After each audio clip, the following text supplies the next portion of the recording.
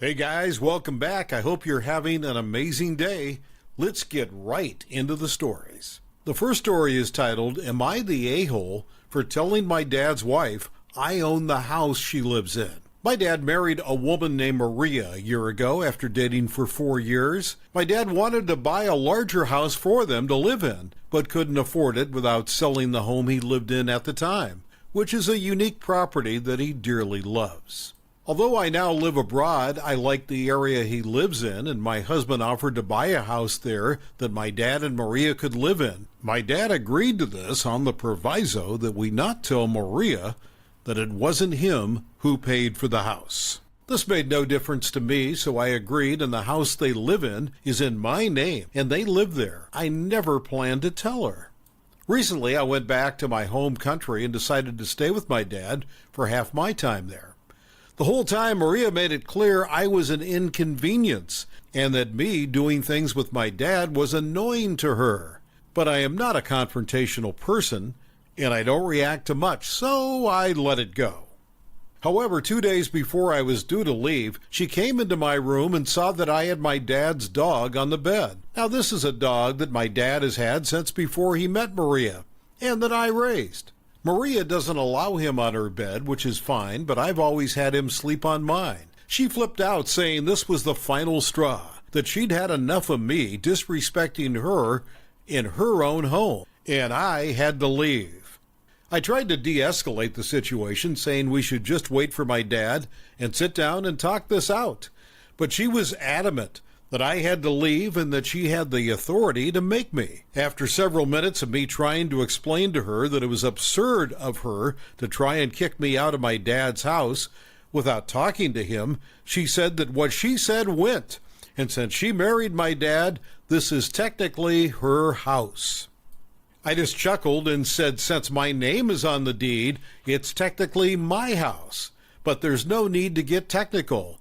We should just wait for my dad. She was shocked and left the room. When my dad came back, I told him what happened, and he went to speak to her. There was a shouting match, and she didn't speak to either one of us until I left 2 days later.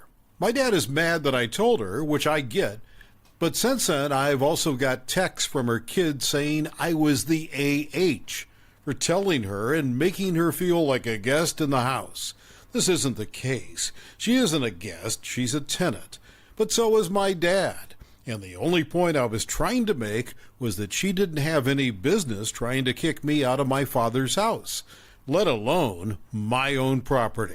I didn't take it there until she did. That said, maybe I should have just left the ownership out and let my dad handle it. Comment said, not the a-hole. She internally struggled with wanting you to do what she wanted. It escalated due to her need to be the boss in her house. You disrespect me in my house. You were gracious to allow her to save face several times. You offered options, call my dad. This type of personality will lose it once they know they don't have control. You did not make her feel anything. She created this situation. You again are gracious to allow them to enjoy a beautiful home. Maybe she feels deceived by your father. The children need to pipe down. It was your first visit, and she was not cordial to you. Another comment said, not the a-hole. She's treating you like crap in a house that you and your husband bought for them. If this is how she acts when she thinks it's her house, you've seen her true colors. Besides, she also tries to control your dad spending time with you. So you basically did him a favor. She's lucky that you didn't kick her out of the house right then and there, when she was practically berating you. The next story is titled, Am I the a-hole for not leaving my mother-in-law anything to eat after she said she wasn't hungry? We usually do intermittent fasting, meaning we don't eat after 5 p.m., but when I'm on my period, my appetite gets several times bigger. Last night I craved for a chicken sandwich with chili, and I asked my mother-in-law whether she wanted any. She said no, she wasn't hungry, and since my husband doesn't eat at that time, I only made one. I quickly gobbled it up, and when my mother-in-law came into the kitchen again, the plate was already wiped clean. She asked me in shock, "You're done that fast?" I was pretty embarrassed and told her it's my favorite. Then she said, and you didn't think to at least offer people staying in the house with you a bite. I was confused and told her, but you said you weren't hungry and Jake, my husband, doesn't eat at this hour. She said you didn't think to store some in the fridge in case I do get hungry. I told her I'm sorry. I really didn't think that far ahead. I'll make a new one, but then I remembered that we were out of chili and sheepishly told her I'm going to go buy some. She told me not to bother, but I insisted. But even after looking at several convenience stores, I couldn't find the brand I was looking for. And since it was nearly midnight by then, I didn't have many options. I called Jake and asked him what I should do, and he told me just to get one from a snack bar near us. When I got home, though, and brought it to my mother-in-law, she refused to eat it and said, I told you to forget it. I don't eat takeout. She insisted she didn't want it, nor did she want anything else, as she wasn't hungry, that she had just smelled the chili earlier and wanted a bite. I told her, okay, if you need anything, let me know. I went back to the kitchen and ate that sandwich too. The next day, Jake and I wake up to find mother-in-law gone with a text sent to her husband that says she won't be putting her foot in our house ever again for the amount of disrespect I showed her. Apparently, she did get hungry later and went looking for the sandwich and couldn't find it. Jake was livid that I ate that one too and told me this is my fault and I should go with him to apologize to her. I got angry too and told him why couldn't she have just asked directly instead of going around all these circles in the first place. He ignored me and grabbed his jacket and keys and left. Am I really in the wrong here? Comment said, not the a-hole, but I am so proud of you for accidentally outing this woman's manipulative behavior. Chaotic good. I just picture everyone in this house sneaking back into the kitchen to eat random food, and the next person being so GD sad that it's gone. To be clear, you went above and beyond by trying to replicate the chicken chili sandwich the first time. That was far more than required by standards of kindness. You asked, and she declined. Twice, girl. She's setting you up at the point, but you literally ate right through her plan. I love it. Another comment said, not the a-hole. Your mother-in-law needs to learn how to communicate better. You are not a mind reader. Does she not cook for herself? I'm assuming she is old school, and when she cooks with intention of feeding more than herself and possibly leftovers. But you asked if she wanted. She said no. Not hungry.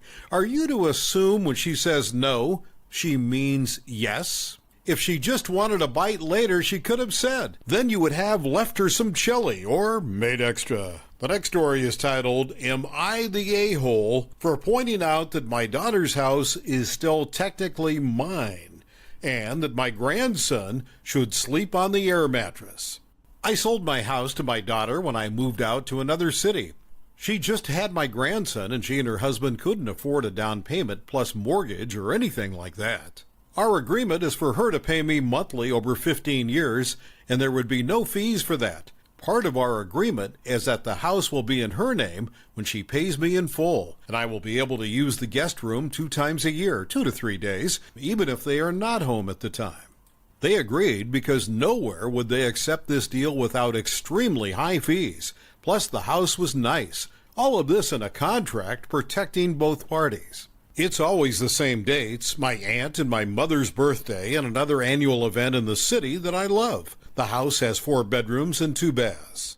When visiting, I try not to disturb and not cause a mess, but it's not worth staying in a hotel because it's expensive. It's a tourist region. It's been 5 years, and my daughter had my other 2 grandchildren, a 4-year-old and a 2-year-old.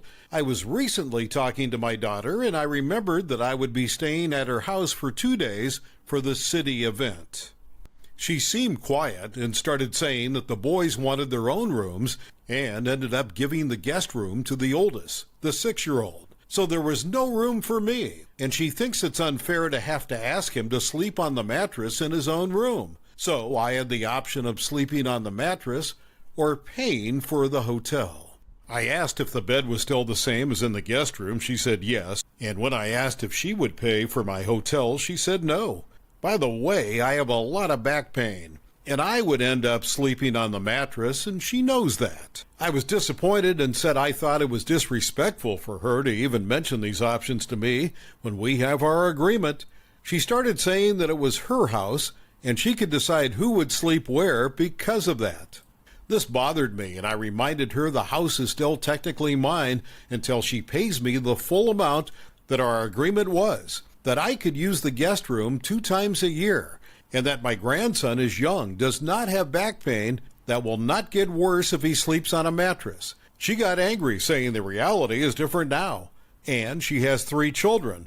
So I should understand her side, that my request is not fair, considering that at the time she didn't have so many children, and the reality is different now. She's still angry that if I have to sleep in the hotel, she will have to pay. Am I the a-hole? Comment said, not the a-hole, obviously. You're just visiting for 2 ducking days. The kid can't sleep on an air mattress or the couch for 2 ducking days? Seriously.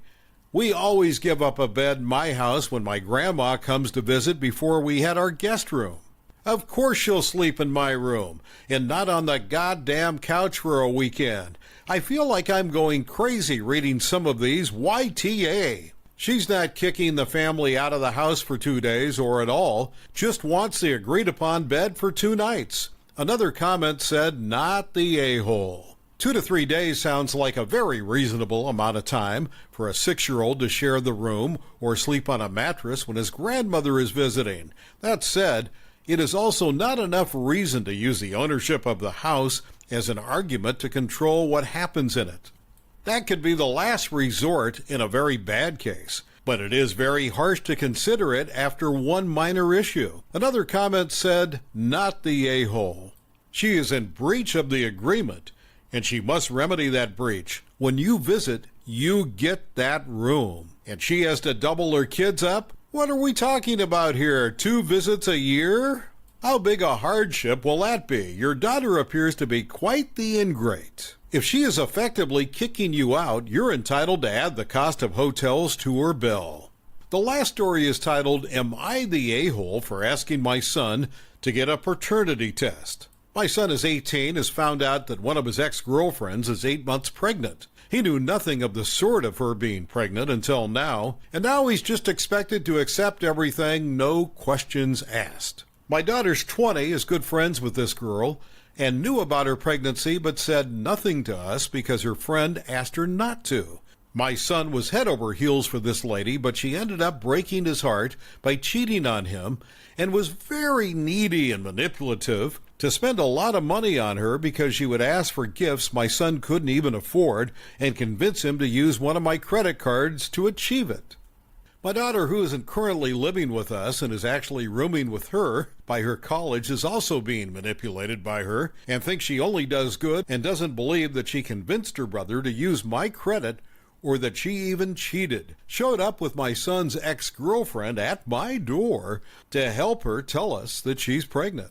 When I see her there at my door visually pregnant, I knew she was going to be saying that my son is the father of her child, and immediately said that my son will not be putting in any money or time until there is a paternity test, proving that it is his child. My son backed me up and agreed. My daughter was horrified by my comment and accused me of encouraging him to be a deadbeat father, and was upset that I didn't even give them a chance to explain themselves. My son's ex started crying, saying, "You always assume the worst of me, and that she went 8 months of pregnancy alone, and the least you could do is ensure she is taken care of for the betterment of his child." I do agree that if this is his child, we're going to ensure mom is doing well to ensure baby is doing well. But I don't want my son to be involved with her only to get his heart broken again, and only to find out the child isn't his. Am I the a-hole here?